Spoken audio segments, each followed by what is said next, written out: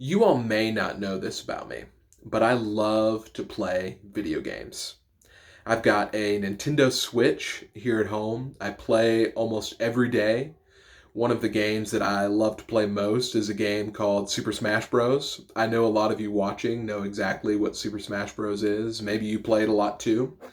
This is the Mario themed GameCube controller that I use when I play Super Smash Bros. Because I'm a huge nerd who buys Mario themed controllers to play games with.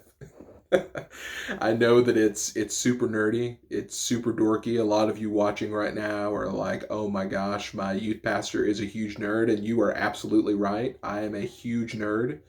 But there it is. I love video games. I love to have the cool controller. I love to play the latest games. And that's it. Truth's out.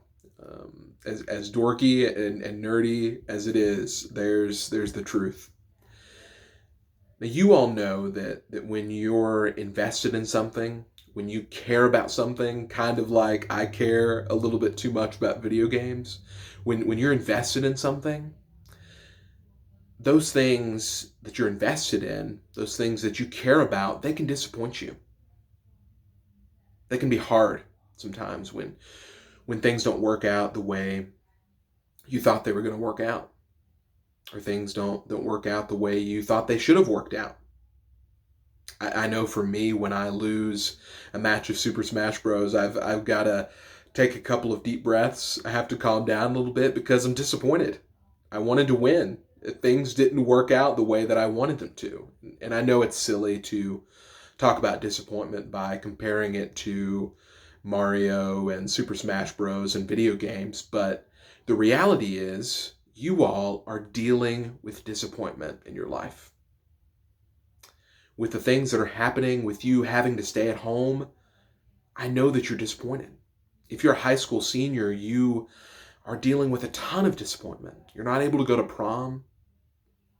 You're not able to spend these past few months with your friends like you thought you were going to be able to. And even if you're not a senior, you're not able to play the sports you've practiced so hard to get good at. You're not able to be in the band concerts you've worked so hard to make sound really good. It's hard. And you're disappointed. You're frustrated. Things aren't happening the way that you thought they would, or the way that you thought they should. So a fair question is, what do I do? What do I do with this disappointment? How do I, as a Christian, deal with this disappointment? Let's look together in the book of Ruth. Ruth is pretty early in the Old Testament. You've got Genesis, Exodus, Leviticus, Numbers, Deuteronomy, Joshua, Judges, and then Ruth. Ruth is a short book. It's only 4 chapters. It's a really easy read. We're not going to read through all of it together, but I would love for you all to read through the book of Ruth because it's an incredible story of God's faithfulness. And obviously, the book of Ruth centers around a woman named Ruth, but we are actually going to focus on a woman named Naomi in this story. So we're going to start in Ruth chapter 1. We're going to read through verse 5. So Ruth chapter 1, verses 1 through 5. I would love for you all to follow along with me while I read. In the days when the judges ruled in Israel, a severe famine came upon the land. So a man from Bethlehem in Judah left his home and went to live in the country of Moab, taking his wife and 2 sons with him. The man's name was Elimelech, and his wife was Naomi. Their 2 sons were Mahlon and Chilion. They were Ephrathites from Bethlehem in the land of Judah, and when they reached Moab, they settled there. Then Elimelech died, and Naomi was left with her 2 sons. The 2 sons married Moabite women. One married a woman named Orpah, and the other a woman named Ruth. But about 10 years later, both Mahlon and Chilion died. This left Naomi alone, without her 2 sons or her husband. So gosh, when you talk about disappointment, Naomi has experienced a lot of disappointment. A couple of minutes ago, I was talking about being disappointed when losing a match of Super Smash Bros. That is nothing compared to what Naomi has experienced. She's been forced from her home because there wasn't any food where she lived. Her husband has died. Her 2 sons have died. She is completely alone, away from home. Things have not happened the way Naomi thought they would. Things haven't worked out the way Naomi thought they should, and she is disappointed, obviously. She's sad, she's grieving, and she's disappointed, like I know a lot of you students are right now. But here's the truth that I want you all to get from this video. When you are experiencing disappointment, when you're going through things, when you're missing out on things, when things are happening to you that are frustrating and disappointing, God is faithful through that, and God is working through that. And I know that that's hard to see. That's hard to believe sometimes, but it's the truth. God is faithful, and God is working through your disappointment. Let's look together in Ruth chapter 4, and we're going to get a glimpse of how this story turned out for Naomi.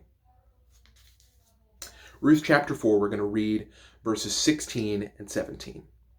Naomi took the baby, and she cared for him as if he were her own. The neighbor women said, "Now at last Naomi has a son again." And they named him Obed. He became the father of Jesse and the grandfather of David. So Naomi didn't have a son of her own, but Ruth married a man named Boaz, and they had a son. And Naomi loved this son as her own. She had joy and she had happiness because of this baby boy. You know, that this baby boy doesn't completely make up for the fact that she lost her husband and she lost her two sons. But God was faithful to Naomi. God brought Naomi joy and happiness again. God worked through Naomi's circumstances and ultimately brought her joy again. Now I know that you, if you're missing out on something, if something is disappointing you, that time that you're missing out on, you aren't going to be able to make it up. If you're missing out on sports, if you're missing out on prom, if you're missing out on these things, you're not going to be able to make up that time, and that's hard. And just like Naomi wasn't able to bring her husband and her sons back, this time that you're losing, these things that are disappointing you, you're not going to be able to make those things up. That's just the reality. But the bigger truth, the bigger reality is that God will work through that. Just like God worked through that with Naomi. God will be faithful to you. God will work through the disappointment you're facing, and God will bring happiness and joy to your life. Even if you're disappointed right now. Even if it seems like being happy is kind of a distant thing. Even if it seems really hard to find joy right now, God will bring that to you. God will be faithful because God loves you. Hold on to that truth, and if you're going through something, if you need help, let us know. We would love to help you. But we want you to know that God is faithful, that God loves you, and God is working through whatever you're experiencing. Thank you all so much for tuning in for a few minutes, and we'll talk again soon. Bye.